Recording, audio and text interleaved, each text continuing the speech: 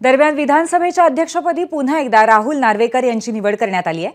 महाविकास आघाडीकडून एकाही उमेदवाराने अर्ज दाखल केला नव्हता, त्यामुळे राहुल नार्वेकर यांचा अर्ज एकमताने विधानसभेच्या अध्यक्षपदी त्यांची निवड झाली।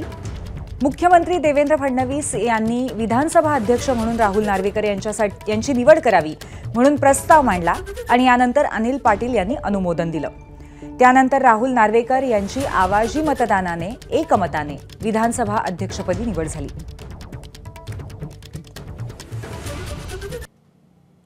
अध्यक्ष महोदय, मी पुन्हा येईन असं म्हटलं नव्हतं, पण तरी देखील आपण परत आलात याचा मला अतिशय मनापासून आनंद आहे।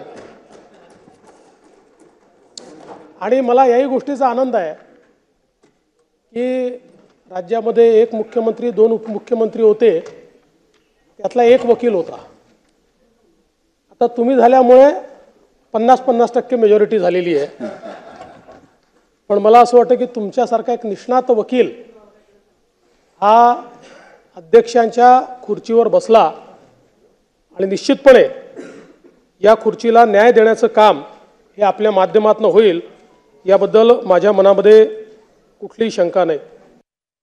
आणि नानाभाऊ, तुमचेही विशेष आभार आहेत। तुमच्यापेक्षा ते तसे लहान आहेत, 13-14 वर्षांनी माझ्यापेक्षा लहान आहेत, पण तुम्ही वाट मोकळी केल्यामुळे मागच्या वेळेस ते अध्यक्ष बनू शकले। एबीपी माझा, उघडा डोळे बघा नीट।